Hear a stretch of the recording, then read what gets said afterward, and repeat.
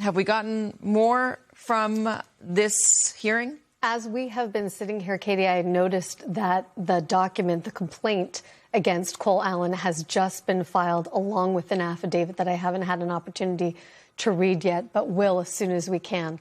But one of the things that I've been thinking about in the time since that very, very short initial appearance concluded is that Cole Allen is facing some very, very serious charges with very serious sentences attached to them. And in particular, the attempted assassination of a president carries a potential life sentence with it. Ryan Ruth, who we were talking about earlier, when he was sentenced by Judge Aileen Cannon for the attempted assassination at Mar-a-Lago, he received a sentence of life plus an additional 84 months on some of the firearms charges that he faced. One of the things that Cole Allen is going to be confronted with here is whether the government is going to seek a life sentence for him. I believe at today's hearing, they indicated that they were, and that would be in addition to any amount of time he receives for discharge of a firearm. The way that that statute works, if you discharge your firearm in the commission of a violent crime, that is in addition to and not sort of subservient or like moved under your sentence for a larger crime. So he could be facing a sentence that looks something like life in prison plus some additional years. That is extraordinarily serious for someone who didn't get any further than that particular That was going to be my perimeter. question. Is there a different threshold for the president of the United States? Because he never got a shot off on the president. Yes. He didn't even get, I mean, he got close-ish, but never into the room the president was. Tell me. Yeah, there's a particular federal statute that applies to presidents, vice presidents, and presidents-elect and vice presidents-elect. And it provides that even attempting to assassinate any of those categories of people is punishable by life in prison. And that's because of the importance that we assign to the people who fill that role in our democracy. All right. Carol Leonnig, what have you learned in the last hour? Well, I've been talking to a lot of Secret Service agents, former and current, who have been describing what they view as sort of the inability to continue to host this dinner at the Hilton in the way that they hosted it just now on Saturday night. This fear is that this place and the security protocols they used really didn't work as well as one would have intended. While it's true what the president and the Secret Service director said on Saturday night, that the actual people involved in stopping and subduing Mr. Allen succeeded, and that's a great thing.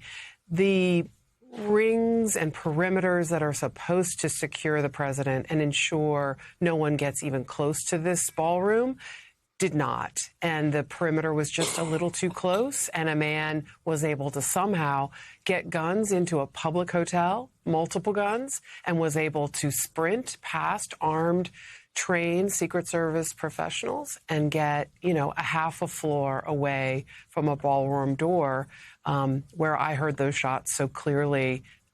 We instantly knew they were gunfire. That's how close it was. Yeah, and just imagine if he was able to get closer to that room and the Secret Service firing off shots from that room and all of the people in that room, including all of the cabinet members and the president himself. It's a horror to think further about. Bill, I want to ask you about the hotel, another question I have. And this is something that apparently has surprised the suspect as well. In his writings, he talks about the lack of security, or the security that he doesn't find to be as stringent as he would have imagined, that there wasn't a lot of checks outside of the hotel, and there weren't a lot of checks for those who were staying in the hotel.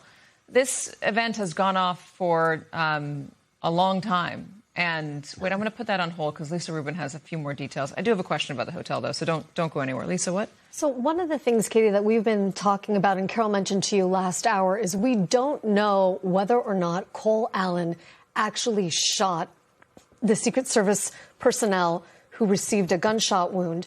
And the complaint doesn't really clear that up either. In fact, it says, even though they're charging him with discharging his weapon, it says the following: at approximately 8:40 p.m., Allen approached a security checkpoint on the terrace level of the hotel, leading to the location of the dinner. Allen approached and ran through the magnetometer holding a long gun. As he did so, U.S. Secret Service personnel assigned to the checkpoint heard a loud gunshot.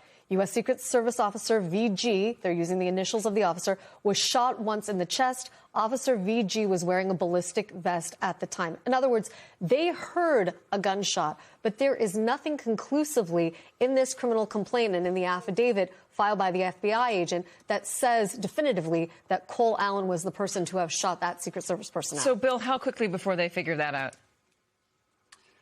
Well, standard protocol here for law enforcement, whether you're Secret Service or local police department, they're going to count the rounds of each officer or agent that was there. There's a standard duty load, as you would say. So the first thing they're going to do is count the rounds, all of the weapons for all the personnel directly involved in that. They're going to seize those weapons. They're technically evidence. They're going to do ballistic testing on the weapons. Hey, was this weapon fired? Ballistics sort of evidence has come a long way, so they'll be able to tell, who fired what round. Sometimes once the bullet hits a target, it can get deformed.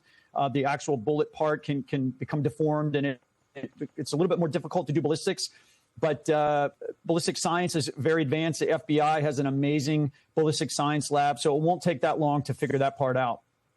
All right. The other question I had on the hotel, is it normal not to sweep the rooms or do a check on the rooms? After all, the president will be in the basement of this hotel?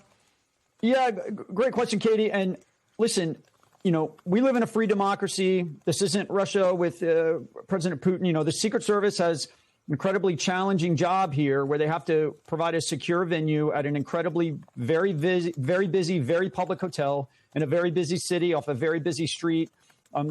It's just not possible for the Secret Service to come in and shut down an entire hotel. They want to be as least intrusive as possible to operations of the hotel. They want the hotel to function as freely as possible.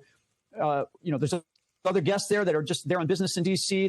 There's other tourists there that have nothing to do with the dinner. So it's very difficult for the service to strike that balance with letting the hotel operate as normally, but also setting up this secure venue or secure perimeter. So it is quite normal for the Secret Service not to sweep every single room in a hotel or name check every single person that comes in the hotel. That is quite common, and that's pretty open source. I'm not revealing anything here. The Secret Service has an incredibly challenging job. And just to further what Carol was talking about there, I think this demonstrated that maybe the Washington Hilton is not the best location for this dinner because it is such a high-profile D.C. event that everybody in town wants a ticket. Majority of the congressional leadership and the heads of executive agencies are there. So maybe it's not the best location to hold this event. Yeah, there's a tension, though, Carol, because I know the president wants to build the ballroom, and he's using this as another justification. And he says he's going to have these future events in the ballroom. But this isn't a dinner honoring the president. It's a dinner honoring the press. It's held by the White House Correspondents Association. It raises money for the White House Correspondents Association. It's much more about the press than it is the president of the United States. Am I looking at that wrong? Would it be totally normal and chill to have this event at the White House?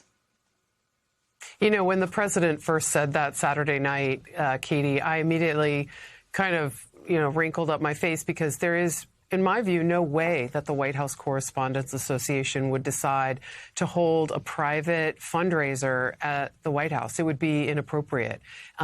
There is no possible ethical way to do that. And I don't think the president or the White House, while the president talked a little bit about it, I don't think the president or the White House would actually want that to happen or extend that invitation either.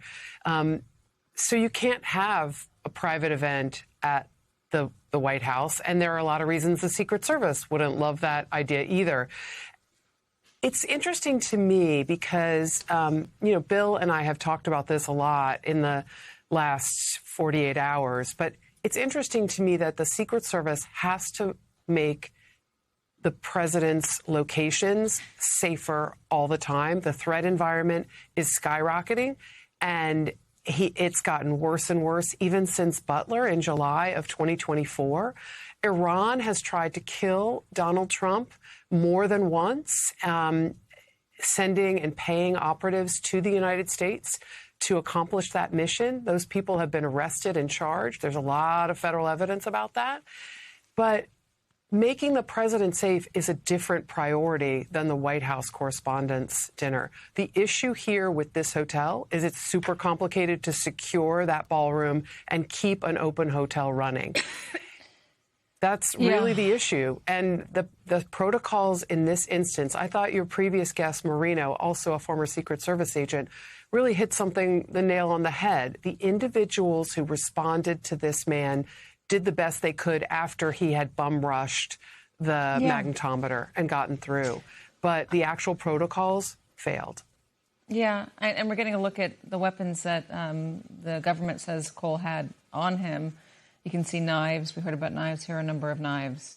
We also saw a shotgun and another gun, a lot of really scary stuff. Carol, isn't part of this usually, I've been to the dinner a lot. I didn't go this year because it felt uncomfortable to me, but that was my personal decision. Usually the magnetometers are way, way back down a hall. You got to wait in line for like 30 minutes. The magnetometers were right by the ballroom this year. Was there a change in the security procedure?